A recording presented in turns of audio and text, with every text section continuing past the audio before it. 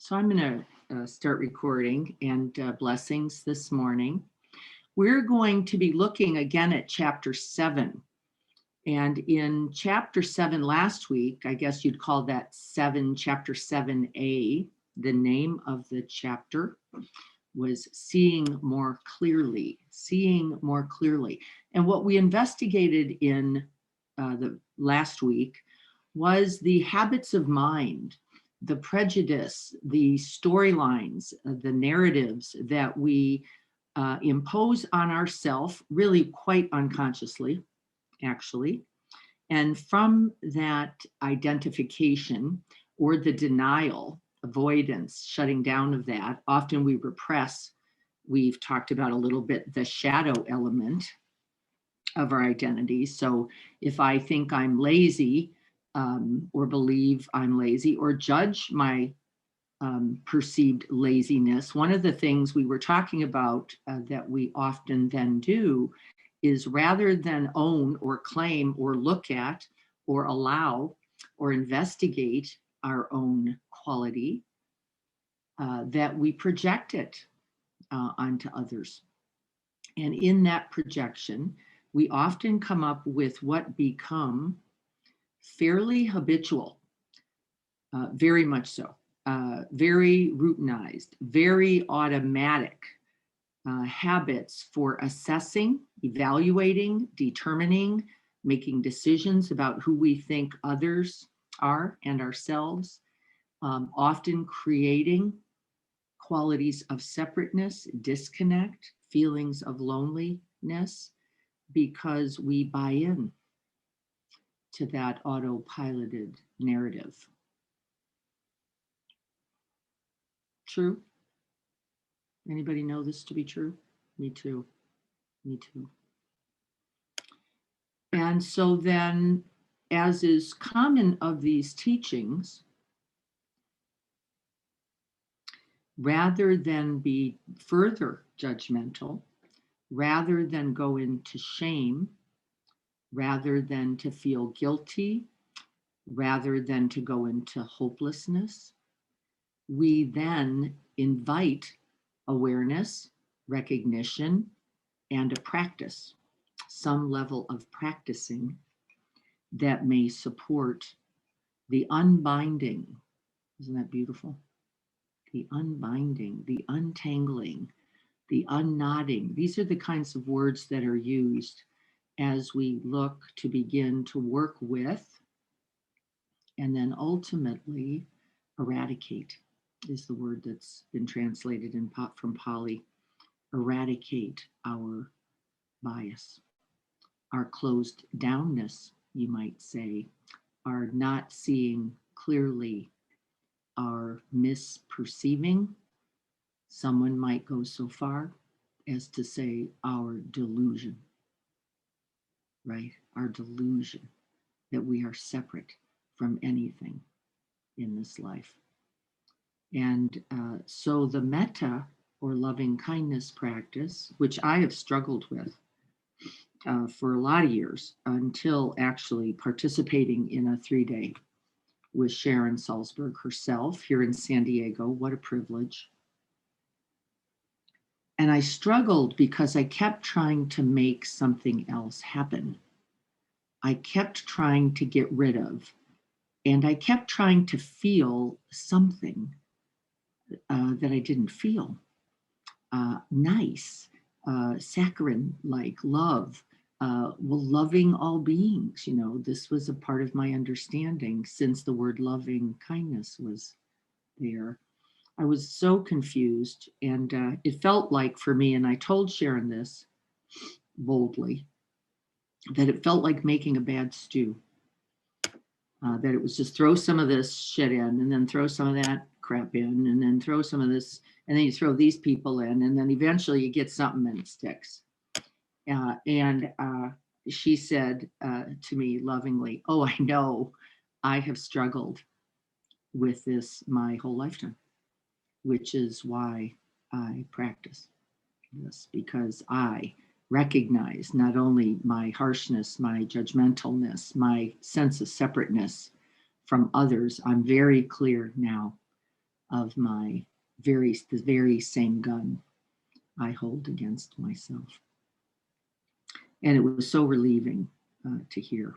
So last week, we looked at how we write the narrative, often unconsciously, how that narrative then finds its way onto others with storylines. I actually asked you to play with it, didn't I, a little bit, to discover, to be inquiring, to be curious, and certainly non-judgmental, as you sort of went, let me write a little story. Like a little script writing. Let me just look at somebody, do that quick thing that the mind does. Remember, we talked about that being essential to survival. And then see what kind of storylines come, what kind of judgments arise. And I hope you took a little time for that practice. It was actually an investigation because really, what did I tell you? And then see what your own sense is about that deficiency, that not good enough, that inadequacy, that sin. You could use, whatever words you use against yourself. Look, what is it I do then? Where have I buried, actually cut off, closed down, pushed away that very quality in myself? Can we inquire into that? So whenever and I said it yesterday to my husband, by the way, beautiful example. I said to my husband, I think you're working too hard and I worry about you. And I don't know what to do when I see you do too much. And he just looked at me and he said, yeah, I get that. Me too. I worry about you. And I know it's true, by the way.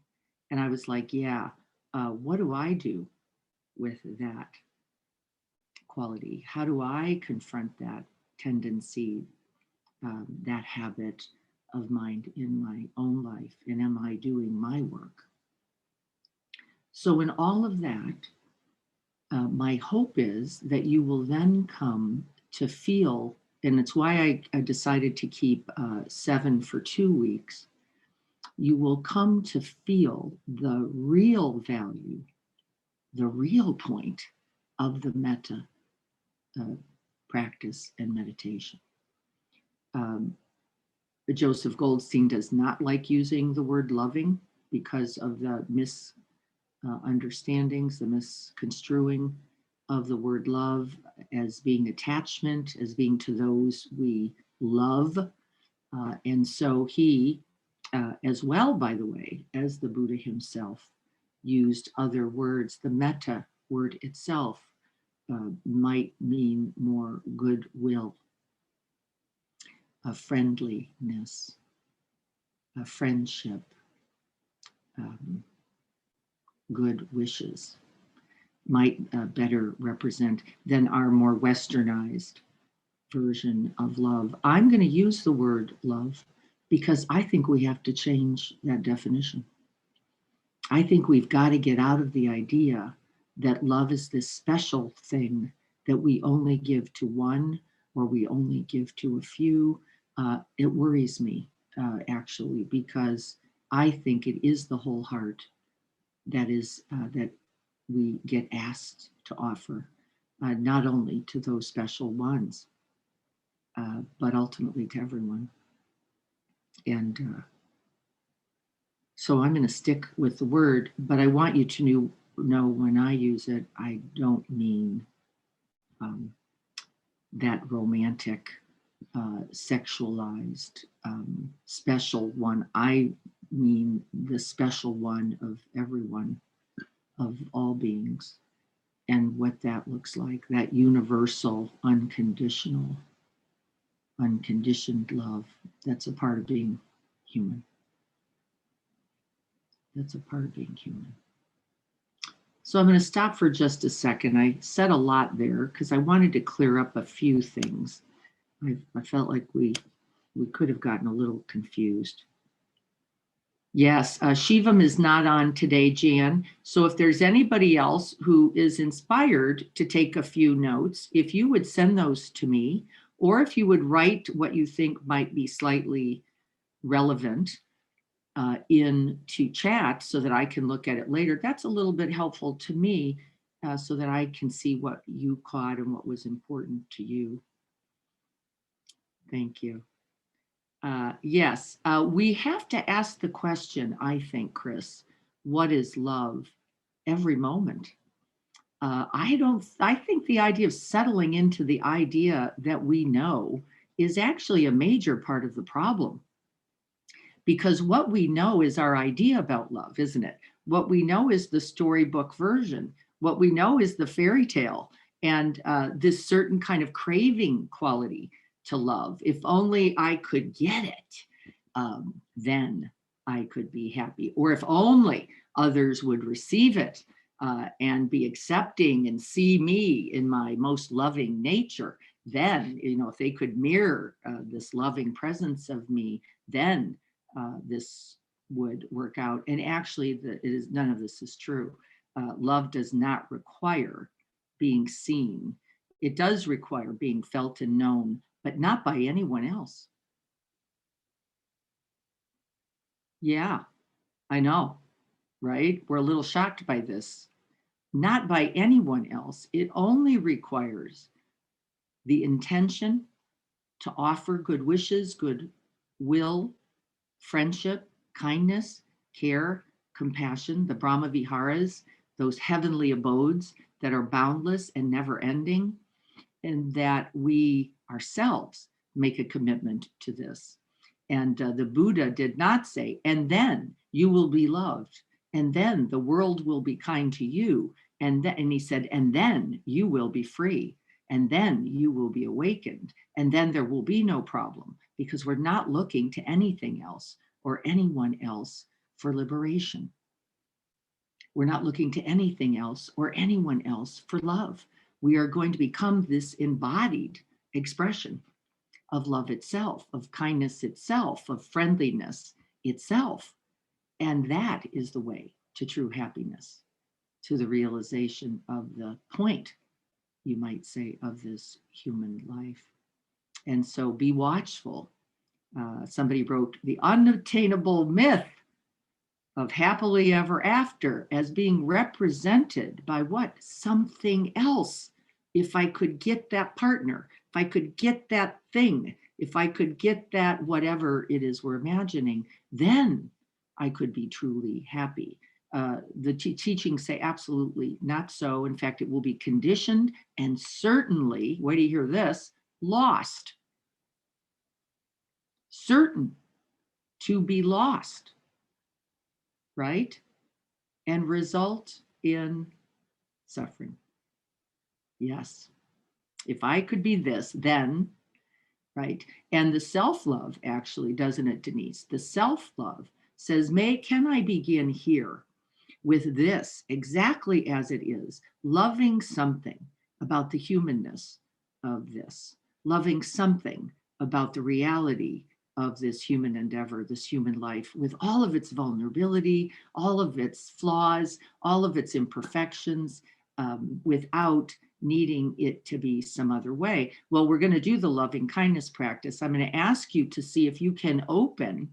Often in the very places we have strong tendencies, don't we, to shut down. And you're going to notice it in yourself today. Oh, I don't really feel like I think I'm supposed to feel. I don't really, I'm not getting the pleasantness that I want to get. I'm not feeling all cuddly and cozy and held like I want. And actually, what we know for sure is that it is you not present to you. And so then we'll learn how to back up a little bit and go reconnect with our own most loving, kind, compassionate, good hearts.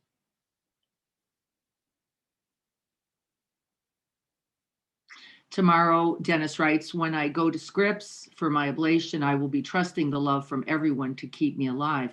Well, Dennis, I'd love for you to trust that because it will be there. And more importantly, I want you to trust your love. I want you to rest in that one. That's the goodness you for sure know, I hope, that you know the goodness of that heart in you.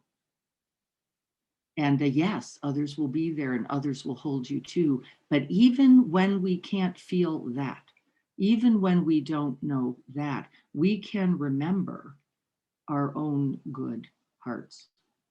We are never alone in this. And from that remembering, I believe then we remember the goodness in others. Remember, so as I am, so are all beings. So as I am, as I wish happiness, I know others wish happiness too. As I wish ease or health or safety or freedom, so then too I know the wish for others, that they hold not only for me but themselves to be happy. Right? Do we get this idea? I want to see something and chat about this. Yeah, I want to make sure that we understand, because sometimes when we go, if only I could get it, then I could be all right, it puts us in a really untenable situation. Can I rest in that which I know? Can I rest in the heart, that the goodness of the heart I possess, knowing and remembering others' goodness too? Yes. But be watchful. I want everybody to be careful, because sometimes we go, if only they, then, and then we start evaluating, judging, and condemning others, don't we? Because we don't get it the way we wanted it. We don't get it the way we think it should come. We don't get it in the uh, amounts, in the feeling we think we need to get. And yes, we will be holding you too. And as you hold yourself, so too will you know that others are holding it with you. Right? So let's keep that in mind. And Dennis, of course, is already getting well wishes, as we will continue to send tomorrow. And I'll remind everybody about that. Let's look at the poem Kindness. Many of you have heard it, if not most of you have heard this poem. And it's truly one of my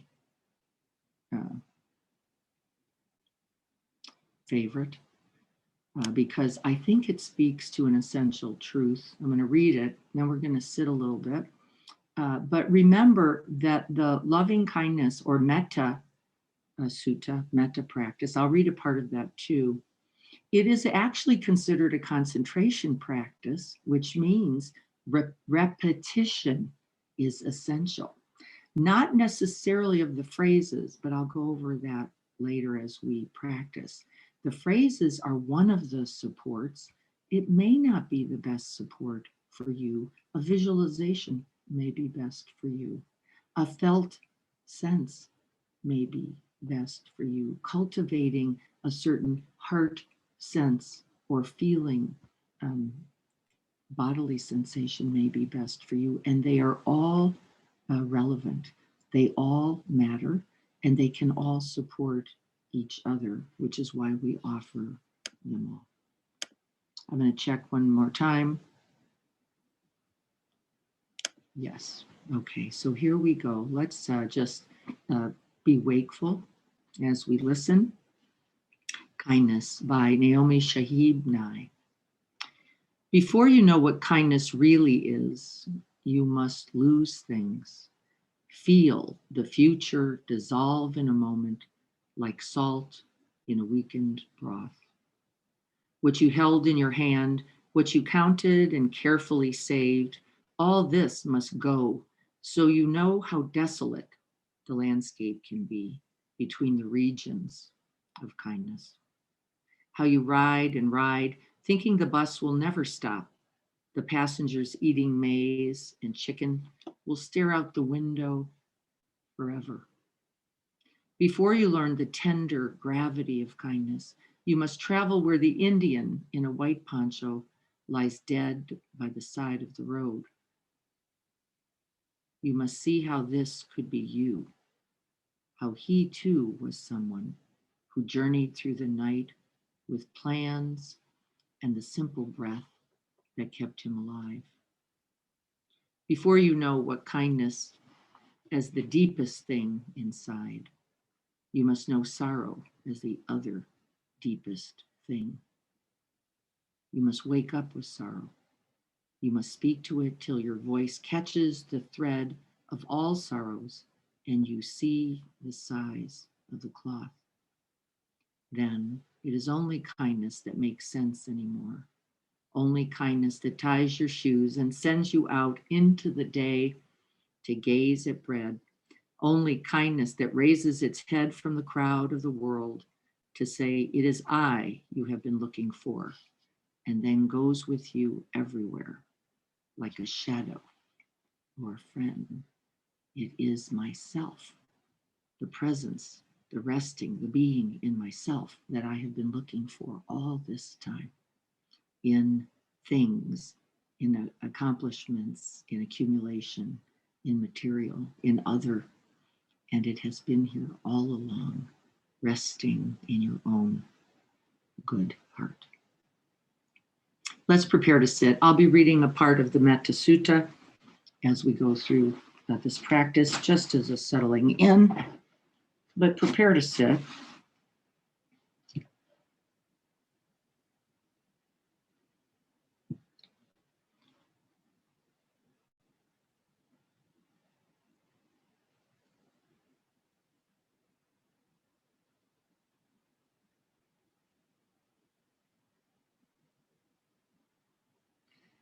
And with that essential kindness, with that friendliness, we begin to just gently shepherd the attention towards this body sitting.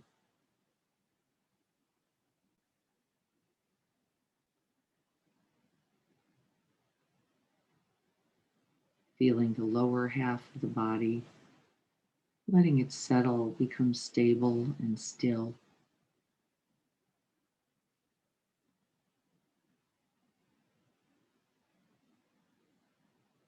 Letting the upper body in its rise get a moment of inspiration and settle back and into the lower body to become one.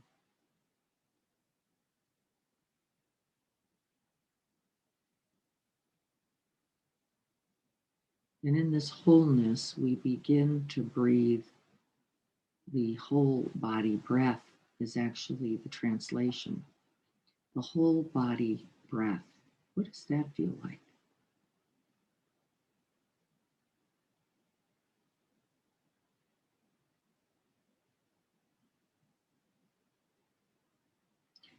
Some have translated this as the breath body, which would focus possibly more on the breathscape, that sense of expanding and contracting, rising and falling.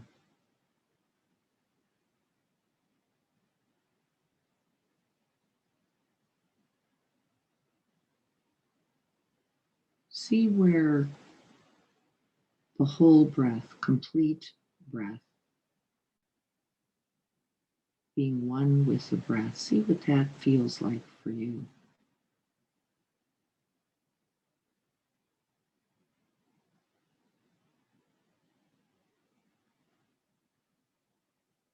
This is the beginning of that radical act of love. This being completely present, available, loving, open to oneself. You're already doing it.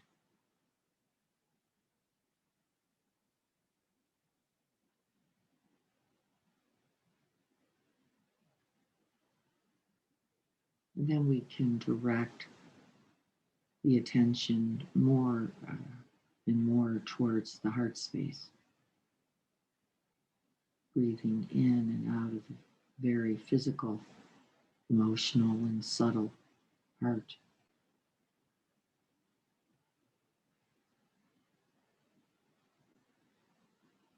And it's here that we gather our aspirations and our intentions. It's here that we remember our vows and commitments to cause least harm, to try to act, speak, and behave in a way that is a contribution to the good, to the benefit.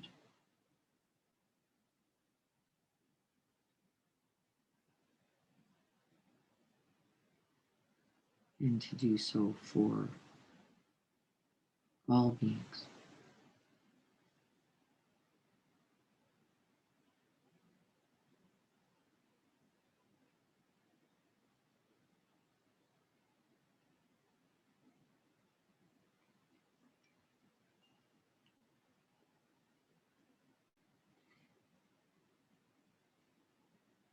And with that wish, in many traditions, you call out an exclamation, Imaho, Aho, Alleluia, Amen. May it be so.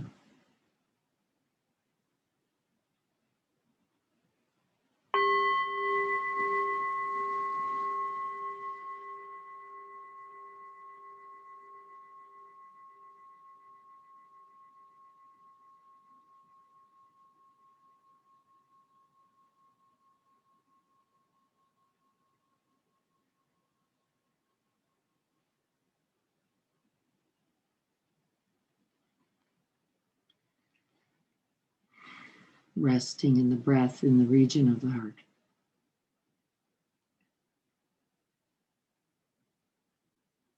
Breathing in and out from the heart space, remembering for a moment kindness,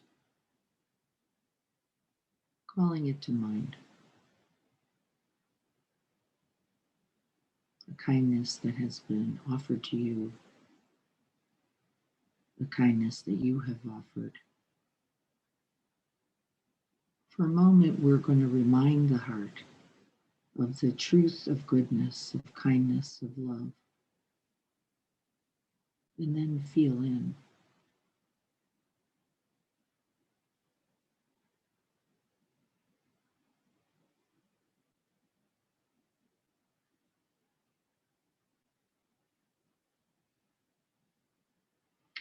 Be watchful that we don't look for kindness to come in a certain way. It's a habit.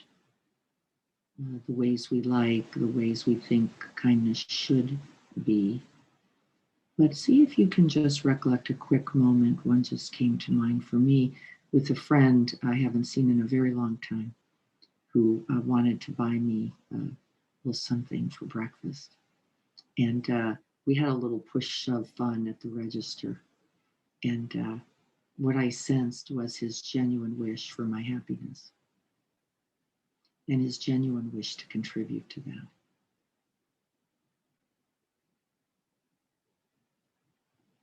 See if you can, too, make contact with that. Breathe it into the heart space. Remembering that friendliness, that connection.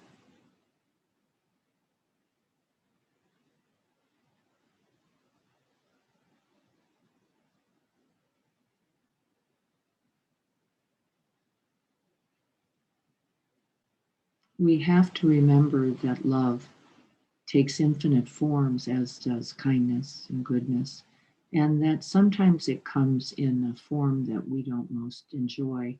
Sometimes it comes as a restraint request, like, don't do that to yourself. Be watchful, pay attention, stop. This too can be love and kindness and goodwill.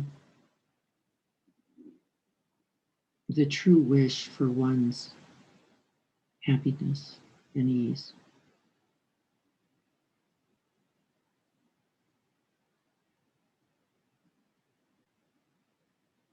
Continuing to breathe in and out from that heart space, just creating room, space, and warmth.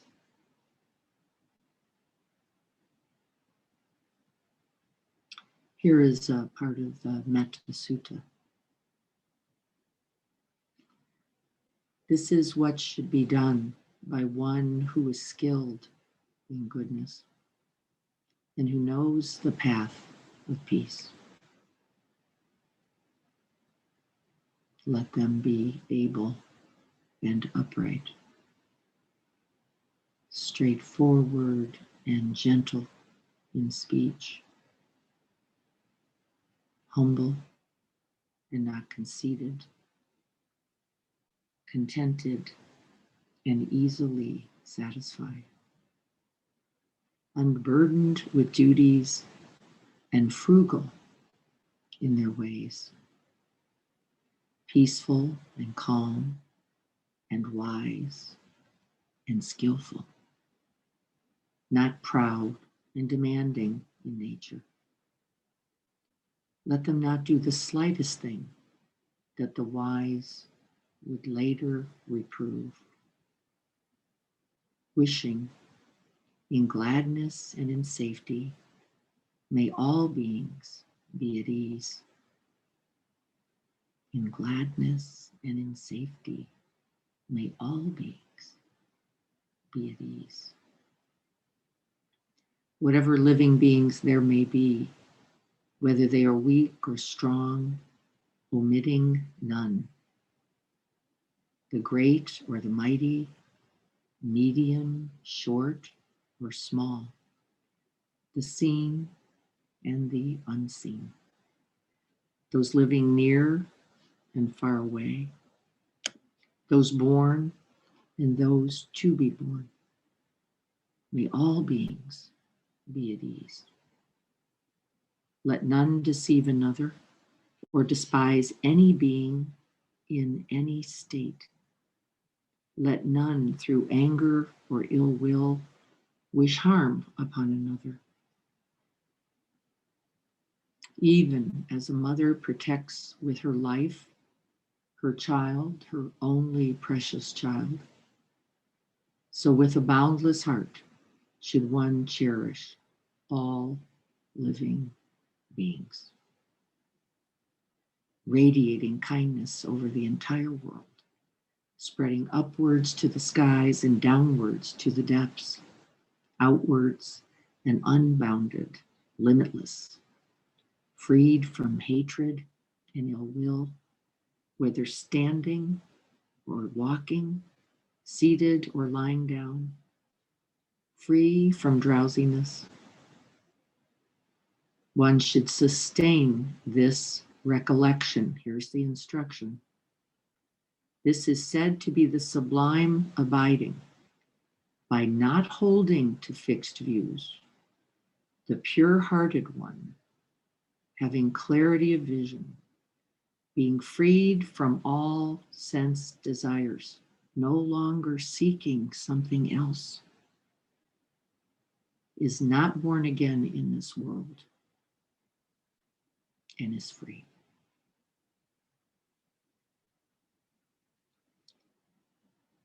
Let's rest in that for a few moments.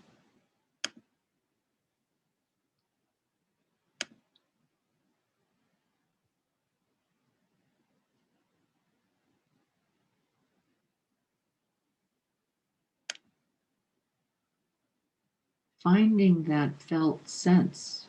Remember, this is not something we think about. In all of our thinking, it is not what leads to true love, true goodwill, true goodness, or kind action. All of that thinking, put it away. See if you can feel the ever expanding, open, interconnected heart.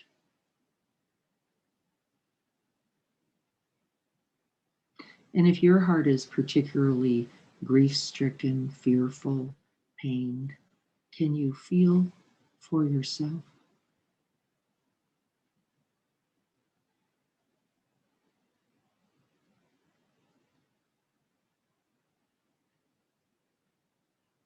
Remember, we're not trying to create something else.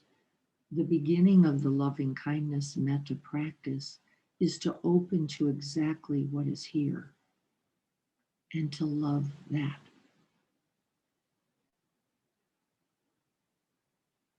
Open completely, boldly, fearlessly to whatever is here, including your own fear. There is room and space in this boundless heart of loving kindness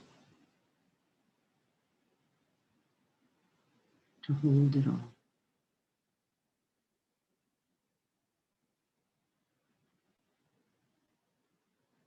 As you feel into the physical sensations, you may notice aches, tugs, pangs.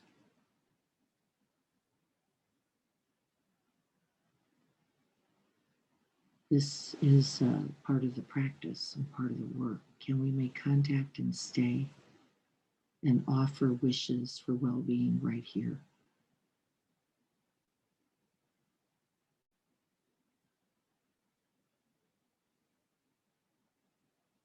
Can we remember that essential goodness and kindness that abides right here in this heart?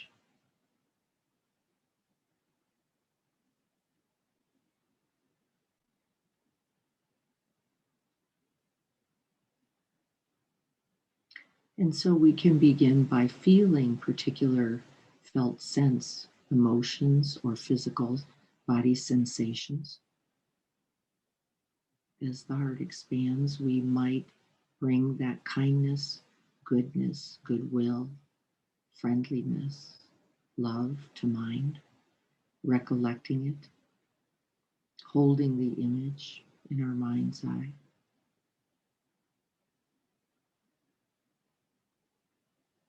Maybe we remember words from the poem or from the sutta itself to inspire us, to ignite our awakened good heart. And with each breath, then, we breathe in, creating more space, more room, making more contact with the truth of that goodness right here in us.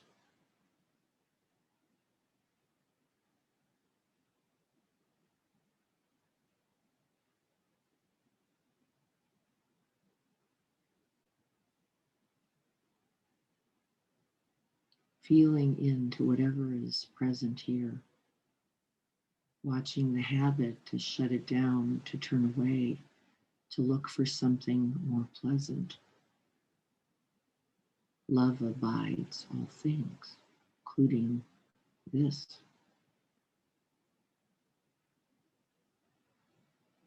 Can we hold this attention lovingly?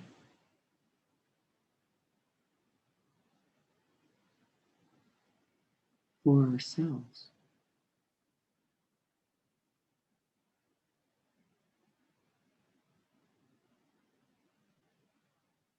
And then we can use the repetition of the phrases. May I be happy.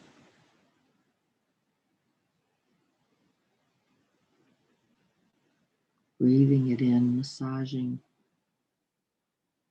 this heart with that love, with those wishes of goodwill. And if that phrase doesn't ignite anything for you, find one that does. Be happy.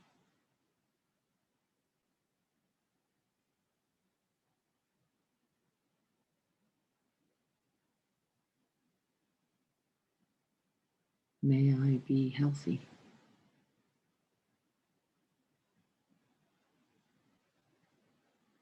And to truly make an offering, we need to pay attention, don't we? We need this mind as well as this open heart in order to direct the blessings, in order to direct the goodwill. Hold yourself in your own good heart.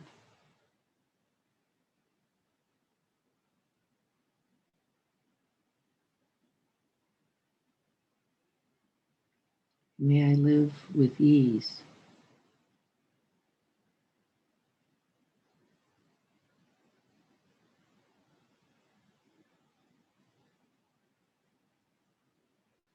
May I remember this precious human life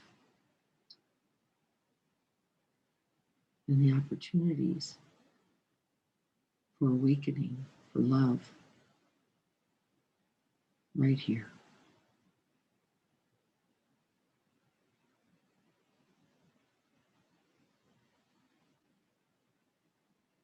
Showering yourself with metta, with that friendliness, that goodwill,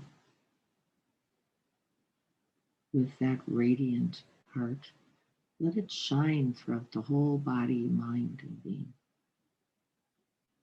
warming you with feelings of a connection, a gentle embrace, a holding.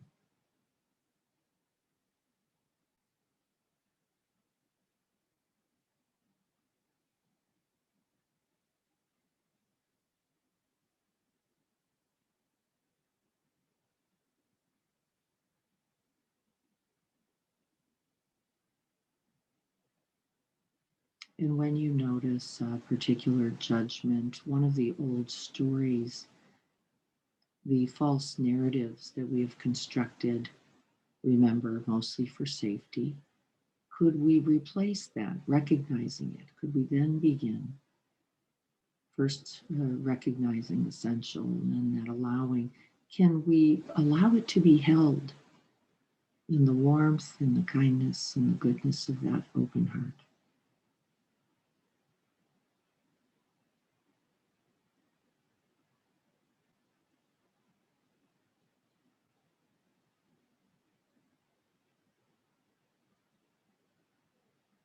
And I don't do a lot of thinking about this. I really stay in the heart space and just feel.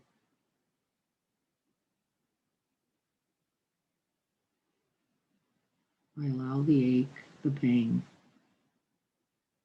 the pinch, the grip, and I hold it lovingly in attention,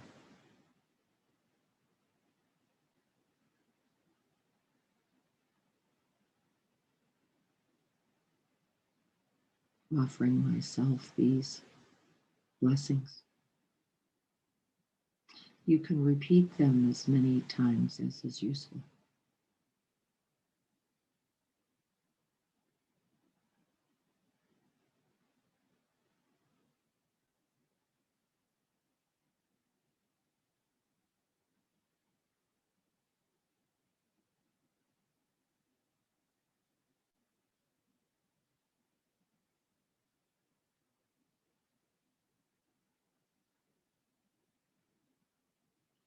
It's important not just to repeat the words, however, it's essential to allow it to be translated into direct experience, to feel the truth of it, to open to the truth of it, to rest in the truth of it. And so, if those words just become words, find others that have greater meaning, that translate, that open the heart, that invite the goodness, the goodwill, and the kindness.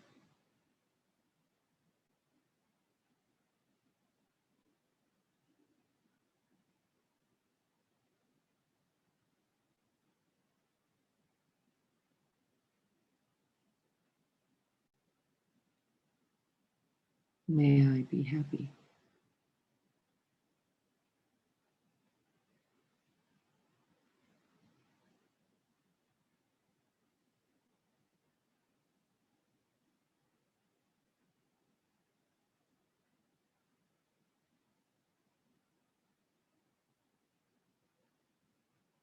May I be healthy.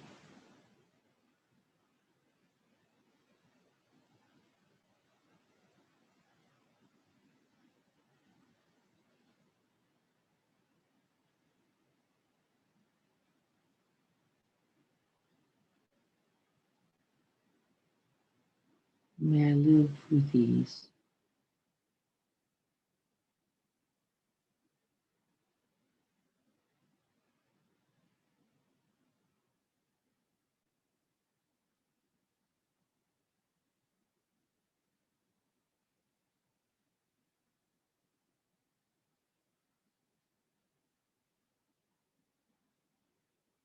May I remember my essential goodness and the goodness of all beings.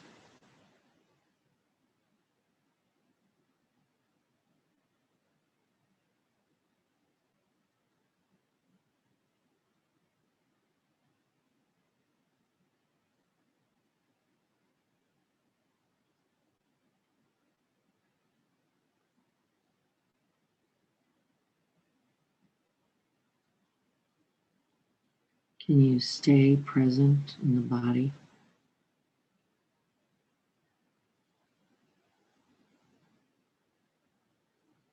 Can you rest in the visualization, the imagery that you've created to recollect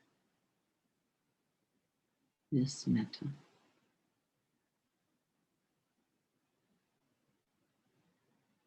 Maybe you can cultivate other imagery. a mother holding a beloved child.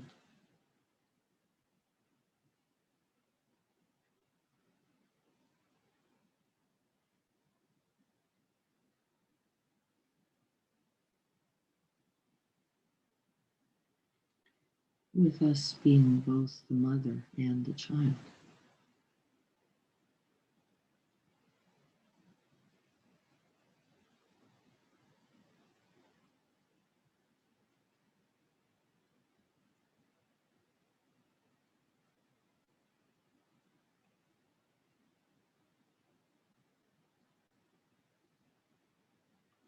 You let that radiant heart light shine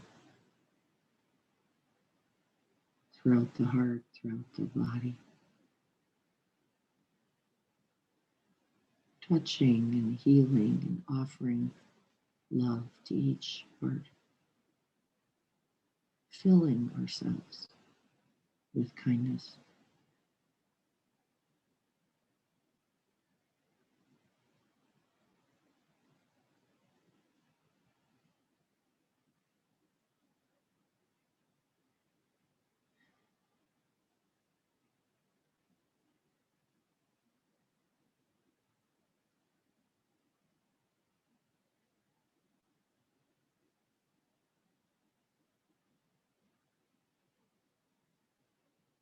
Resting in that lake meditation that we did yesterday evening, the lake of loving kindness, letting it hold us and bathe us. Let us penetrate. Let us be completely immersed.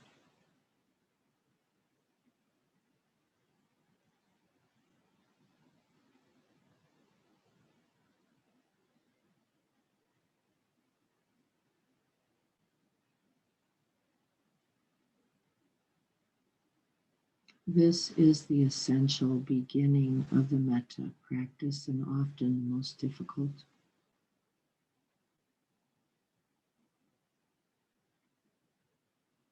But as I am held, so can I then hold others.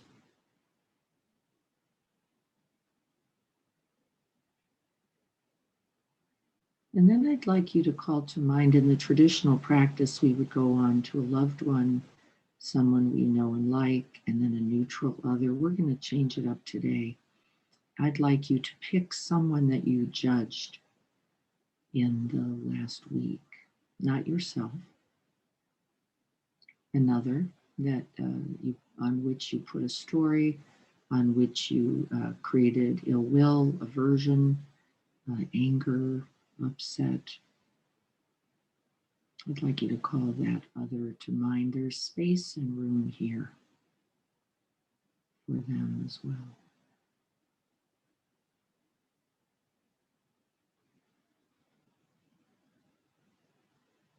Picturing them. See if you can let the storyline fall away.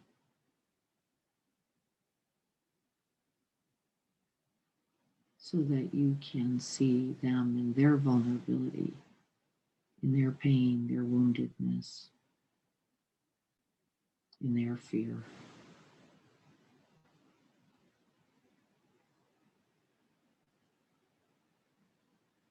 Seeing if you could remember their essential goodness, no matter what they have done or not done.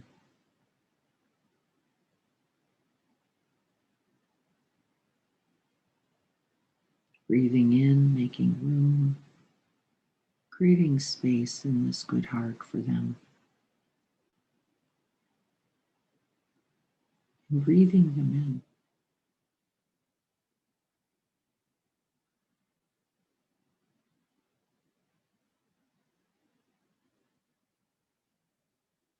Remember, it's not only the qualities in them that you had a reaction to, it's those very same qualities in yourself.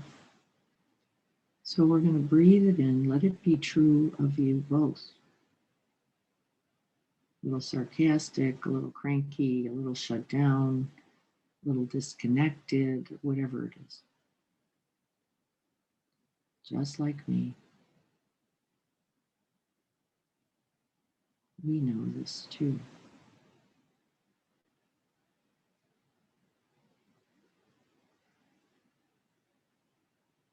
And as we breathe, cultivating that image of the other, breathing them in, feeling into that felt sense in our own heart space, softening the body, seeing if we can't invite them with these phrases into that lake of loving kindness, boundless, open, sparkling, radiant. Invite them into this loving heart.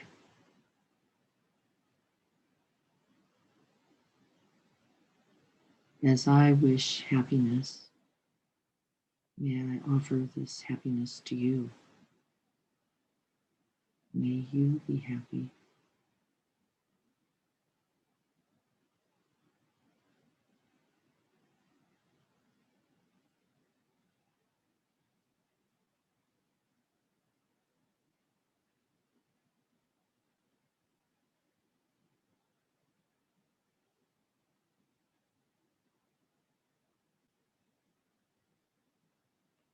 As I wish to be healthy, may you too be healthy.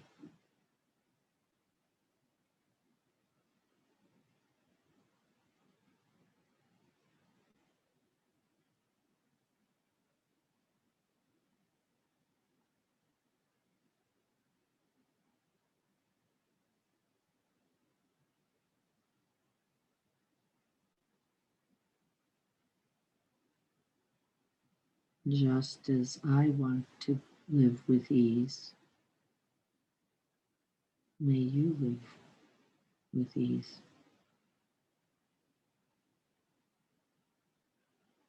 We're actually giving those very same wishes, opening, expanding the wish, making it larger, creating more room.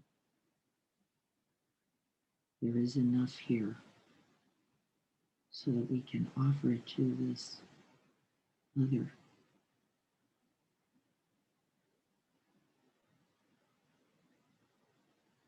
As I wish to remember my own goodness and the preciousness of this human life,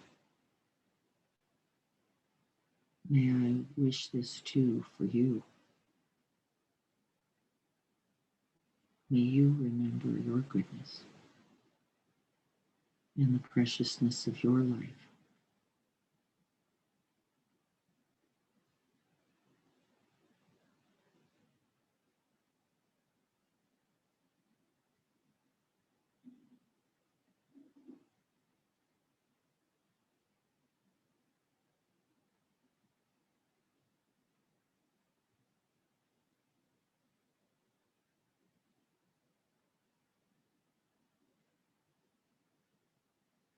Expanding that boundless felt sense beyond the self, beyond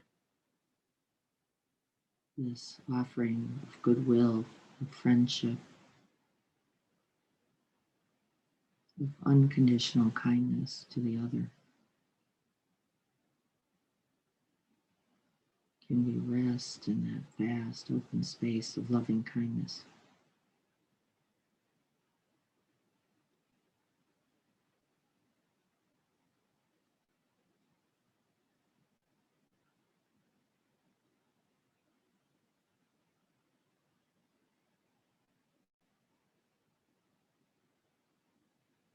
Can we open wide enough, big enough, deep enough to include all beings,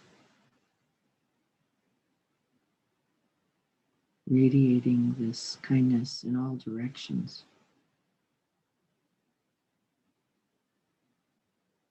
letting it touch all beings and all things.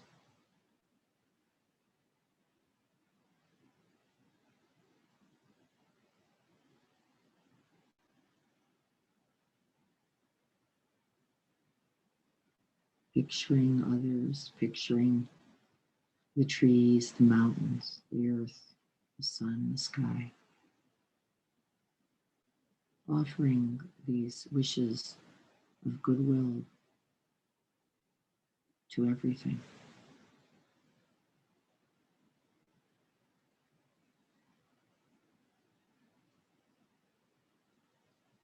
May we all be happy.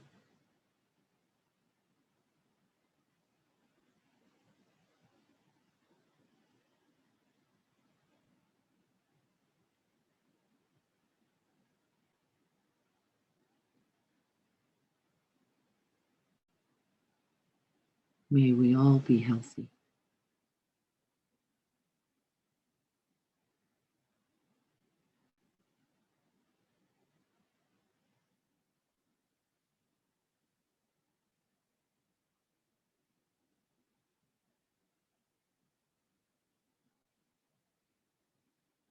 May we all live with ease.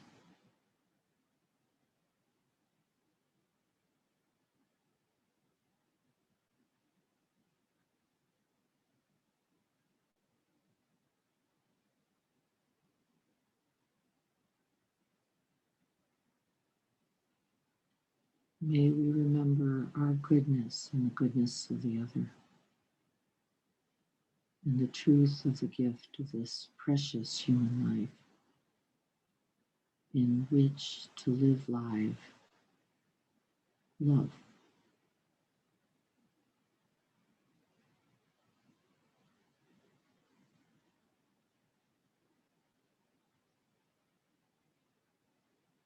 Breathing it in, breathing it out.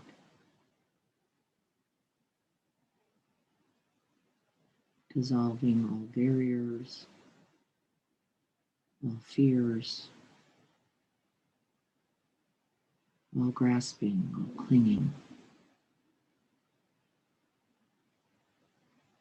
so that your own heart becomes like the radiant sun,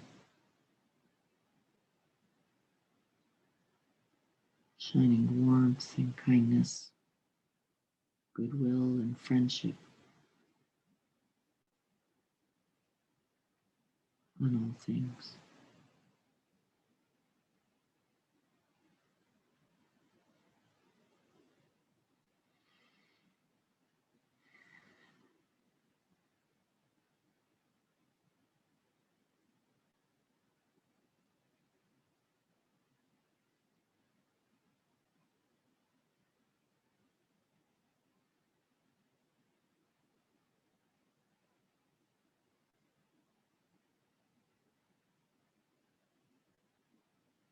And may this practice be of benefit.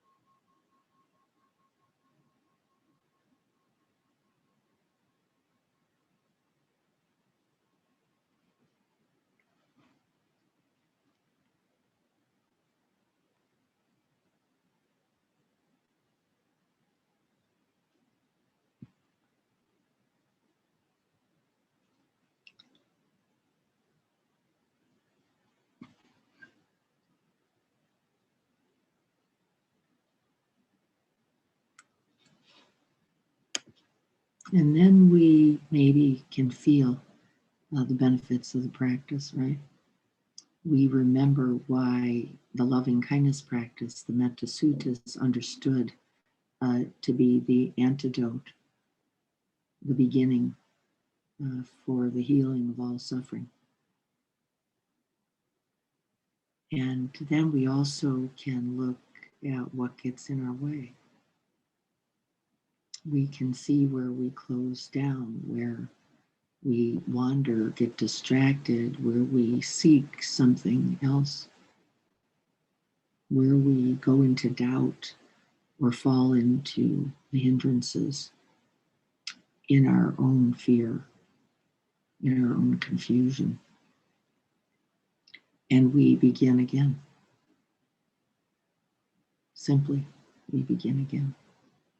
We remember the phrases, we call the goodness wherever we can find it to mind. And we start again and again. And so for years, I didn't do the practice. The first early part of my practice, I just didn't get it. I was looking for a feeling. I was looking for pleasure. I was looking for pleasant. I was looking for something else. Loving kindness or metta practice is not a particular feeling state, because feeling states come and go also. Just like love itself is not a feeling state. It holds all feelings. It is not a particular way that love is felt. We like the idea of love feeling expansive and big and holding everything, and we offer that imagery so you can feel into it. But the real truth is love is not limited by a certain state or a certain experience at all. It holds like awareness itself, everything. So let's talk about it a little bit, because can you see? Let's start here. Yeah, the opportunities are there every moment, Marie. It's true. Whatever we need is actually available here, right here. Nowhere else to have to go. You don't have to travel to get to playfulness, to happiness, to ease, to kindness, or to healing, for that matter. So my first question, write and chatter, come online. Can you see how the loving practice, kindness practice, the metta practice, can influence, impact, and ultimately change our fear-based storylines, our judgments, our reactivity? Can you, in fact, imagine what I'm going to be asking you to practice this week is, now when you see the narrative appear, when you see the judgments, when you see the negativity, when you see right, that what you do is go right into whatever can be most vivid and active for you in the loving kindness practice. If that's imagery, let me take on that radiant light and just breathe it and then radiate it. Do that. Can I take on the phrases? May you be well. May you be happy. This simple. Be happy. What if we just said that? Be happy. Oh my God. I don't even know what that would mean. Be happy. Instead of, if only you would have done what I told you before, then you could have been through this or what. Be happy. Be well. We're going to be offering that to Dennis tomorrow, aren't we? Be healthy, be well, have ease. Right? He's going to know it. He'll know it. I promise. We can feel that. We know that. We can see it in someone's eyes. You don't have to say directly to the person, be well. I can just look at somebody and place that in my heart. It radiates right through the eyeballs. It comes right out of the mouth in some kind of kindness. It's breathed right out with the out breath. And you have to trust it a little. I'd like you to practice and trust it. Can I hold this in my heart truly? Touch into the heart, breathe it out, see it out, and see what happens. And yes, it is the eradicator of suffering. There it is. Compassion is a piece of that. They say we begin with metta. Because if we don't truly hold goodwill, we won't turn towards the suffering. We just refuse. Like, why? I don't care if you're in suffering. It's goodwill that cares about the truth of suffering. And then compassion is the result. But goodwill is essentially first. If we cannot remember that you, just like me, want to be happy, safe, healthy, have ease, what am I going to offer what? We've forgotten the essential first ingredient, that truth of interconnectedness and the goodwill that we hold. Let's look at chat. Yes, Denise, I see contraction. I feel it gigantically, by the way. It's not small or subtle. Every time I breathe in, and I actually know it's mostly towards myself, by the way. My own fears, my own doubts that I am capable of this. And so it's really good to feel it and then to rest and offer the holding space, offer the loving kindness, offer loving presence to oneself, that lake imagery, that awareness, open, vast sky, however you can rest in it, that bright or glowing or warm light, whatever you can offer yourself as an antidote in that contraction. Not that we're trying to get rid of the contraction, because knowing it is important too, by the way, but we can rest with it. Can I open to the truth of this? My fear, my doubt, my craving, my wanting something else, my grief, my sadness, my distress, whatever's there. And can it be held with kindness, with love? And the answer is yes. But I always feel it. It's like somebody's ripping my chest open. And I see that as good news, by the way. Don't you? Good news. If I can touch into that rather than spend time doing the dishes, returning emails, and know the truth of that and offer myself some kind of kindness for that humanness, what a gorgeous start to a day. Because very probably, if I can touch that in me, I'm going to go about the day being able to touch that, offer that kindness, offer that goodwill to another. That's how it works. And if you can't, guess what? If I shut it down in me, guess what I'm going to do to you? I'm going to shut that down in you too. And that's unfortunate, isn't it? Because we all need to be held. We all need kindness. We all need others to look at us and go, I remember, I know, it's okay. Yes, it's scary. Yes, it's hard. Yes, it has grief or sadness or disappointment in it, but I'm here. You're going to be okay. I know this too. Right? What a way to start. If I can keep my openness to all, I encounter my soul. Yeah, we encounter the biggest part of us, the part that is immutable, imperturbable, that is not born and does not die. Right? The part that abides, we say, in all things, including fear, including not knowing, including confusion, including even our own anger. All of those elements. Lynn, this is what I've said for metta practice. May all beings be healed and healthy, at peace and ease and free from suffering and disease. Yes, say whatever opens the truth of that into real experience, not just a language, but real experience for you. That's it. Can you feel that? If that's the case, that's the perfect phrase. If you can't, if it's just language, say goo goo gaga. If you can feel it better, if you can feel into the truth of that more, it'd be the better phrasing.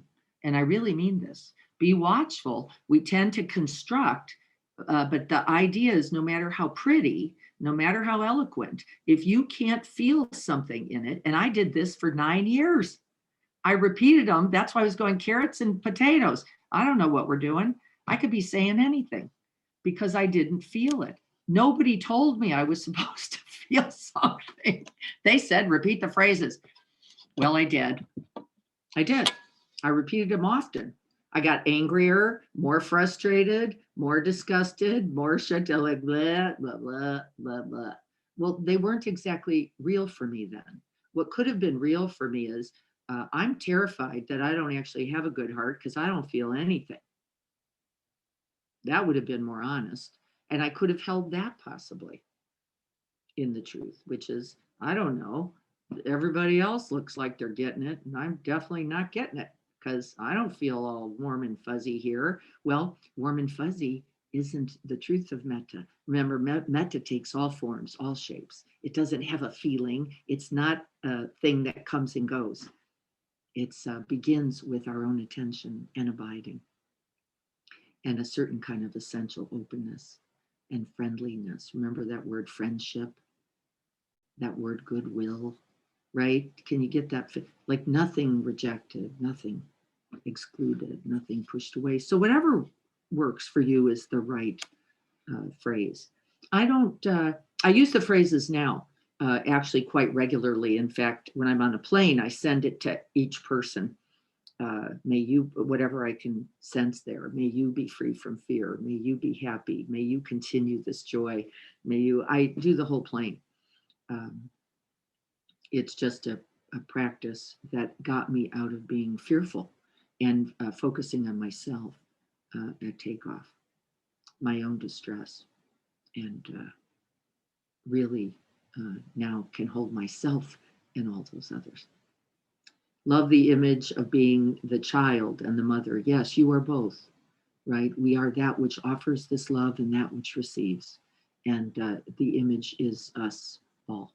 So be watchful of thinking I'm only this part or I'm always supposed to be that. It's really, they inform each other perfectly. Yes, I do it when driving on the freeway also, Denise. Yes, I do. Perfect place. Could you come up with a phrase, group, where you could offer this? What would you offer? Let me ask it that way, more directly. What would you offer to the person you were judging this week? What was your goodwill? Write it in chat. What did you offer them? What made sense to you as you checked in on that person for whom you had a story? What did you offer? Yes, Dennis, when a plane lands in Poland, everyone claps. That's right. Because in this moment, may we all be safe. May we all connect with those we love. May you be able to do what you need to do if you sit in the emergency exit row. Yes, I have wished that also, Leanne. Yes, in fact, I've had to offer that. I really mean this honestly. I have offered that because I've judged the person sitting in the exit row. Haven't you? Haven't you looked going, wait a minute, you can't. Oh yeah, I have. Yeah. Yeah, you can't. Super judgy. So judgmental. You're and not controlling. Yeah, you're 1 billion years old. You're only 5'4", right? Yeah, this is what tall people do. You're right. You need to move because I'm in charge of the exit row. Yeah, I have done that. This is what I mean exactly. Thank you, Leanne. About can we transmute on the spot then? Once we catch that judgment, can we transmute it? May you have strength. May you have what you need to do this job. May I be available to help you instead of just standing there going, I told you, didn't I tell you? I told you, you couldn't open the door. Right? Loving kindness. Find the phrases, stick with them, let them be somewhat repetitive because the mind will default. This is the beauty of the practice. The mind will eventually default into loving kindness. Who doesn't love that idea? Really, instead of defaulting into those repetitive over and over, you did it again, judgments, narratives, storylines that go up, right? We need the antidote to that, and that is the repetition of the loving kindness practice. We're going to be practicing this week. I asked people to tell me, I want to see who did. May you be in peace. Good for you. May you be at peace. Wonderful. What are we offering to the person we were judging this week? Forgiveness. May you be forgiven. May I forgive you. May you know forgiveness. Realize they're feeling as much agitation and anger as I. Yep.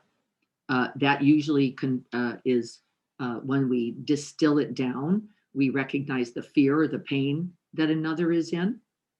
That's what we really get to. And then that's a lot easier to forgive.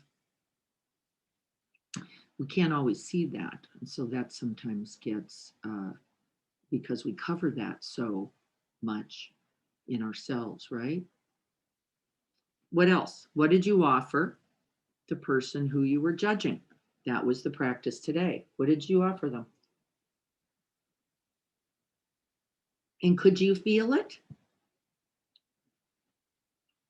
Or were you stuck in your narrative? This is where the practice is this week. Can we catch ourselves? The self-narrative, I'm deficient, I can't do this, I'm not good enough, I don't deserve this, I can offer forgiveness, for example, but not receive forgiveness, that we really open.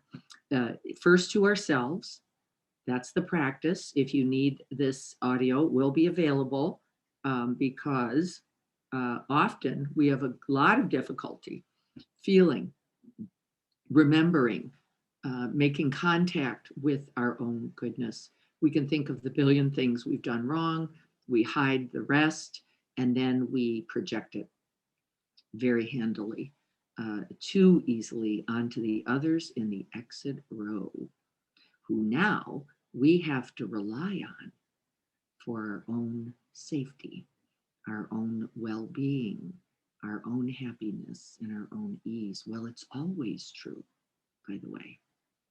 It's always true. That's who we have to rely on.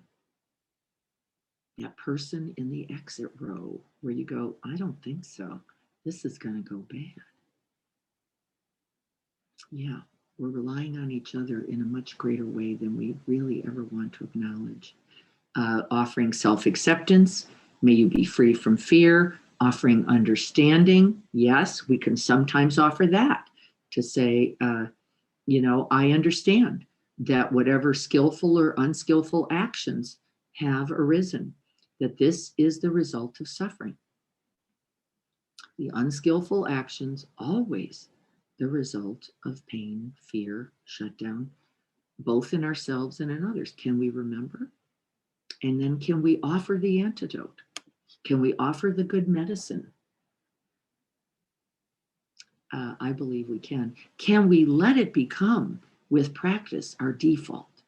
That no matter what, no matter how short or tall, says the sutta, no matter how rich or not rich, how famous or nobody, can we offer this friendship, these blessings, this good heart of ours to others? And I know that the answer is yes, because if I can do it, so can you. May you know the kind heart that resides at your core. Yes, all of our core.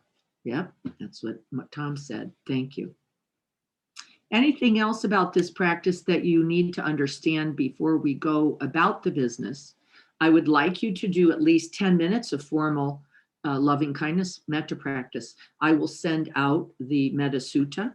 You might choose to read that as an inspiration, or the kindness poem. You may choose that as an inspiration. But then I want you to actually spend 10 minutes in the practice, washing yourself, immersing yourself in the blessings, in the goodwill, in the friendship of those phrases, that imagery and those feelings. Those are the three elements, as well as then make an offering to another. So with those feelings, with that imagery, with those phrases and words, may you offer it to another. Every day, I want you to see its effect. It's quite striking, I might say, in quite a quick period of time. And then I want you to do it on the spot, is the second place to do it, is to catch yourself in judgment, as Leanne and I were talking about the exit row, the highway, Denise, the other who didn't do it the way we wanted, the person who doesn't love us the way we think they should, the person that doesn't validate or verify our goodness, as many will not. They're too lost in their own distractions to even get it together to do it for themselves. So let alone us. And make the offerings. I want you to see what comes up. What is it you're really gifting, giving? What is the goodwill? What is the good heart offering? This is the truth, by the way, folks, of Dana Paramita. This is the generosity that the Buddha was originally talking about. It just became alms and gifts to the temples and things like that much later. But the real Dana Paramita is this generous, good heart that one gifts every day in infinite ways. And can we do so on purpose with intention? And then invite the phrasing, see what comes. See what comes. It's 8:23. I'm going to have to go because I'm going now at 8:30 to teach at the Soul of Yoga Yoga College. I'm very excited. I do that a couple times a year, and I love those groups. They're so inspirational. Does everybody get the practice? This is the work. 10 minutes, offering to oneself, the phrases, the imagery, the feeling, offering to another, and then going about the day, catching oneself in reactivity, in judgments, getting lost in the narratives. We usually do that with who? The person who sleeps next to us, the person who's right down the hall, the person who's sitting next to us on the plane, the person who didn't file the form that we thought they should file, right? So you're not going to have to look far for this practice. If we cannot do it with ourselves and those in our proximity, how are we hoping to do it for all beings, right? You start where you are. That's the practicality, the pragmatic of the practice. Dennis, we will be holding you tomorrow. I will be calling you to mind, as I know many others will as well. Good luck to you. I know, I trust that the right thing will happen. I have confidence in you and in your surgeons to do good work. And may we all be well. May we all have ease. May we all be free of fear, of hatred. May we remember the goodness that we all are. Blessings to you. I'll ring the bell 3 times to end our practice period, and please let me know if you need help.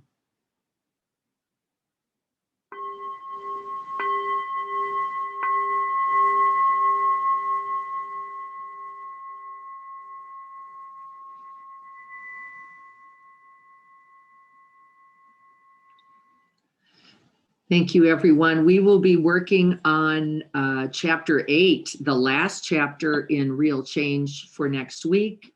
We will do next week, which will be the 6th, and then 1 more week in a summary. And then we'll be done. We'll be taking a week or so to get the book, A Whole Life Path by Gregory Kramer. That's going to be our next book. A few people have gotten it, lots of good feedback, very rich, meaningful book. Like, how do you live this? How do you live the Noble Eightfold Path? It's a beautiful book. I'm really excited to share it. And I'm talking to Gregory, someone I know, about coming to talk with us, the author of the book. I hope he can do that. So everyone be well. Blessings. Dennis, holding you close. Be well, everyone. I'll look forward to seeing you next week. The book is The Whole Life Path by Gregory Kramer. I'll hold it up. The Whole Life Path Gregory Kramer. Oh, A Whole Life Path. Sorry. A Whole Life. That it could have thrown you off. All right, everyone. Be well. Mwah. Love to you all.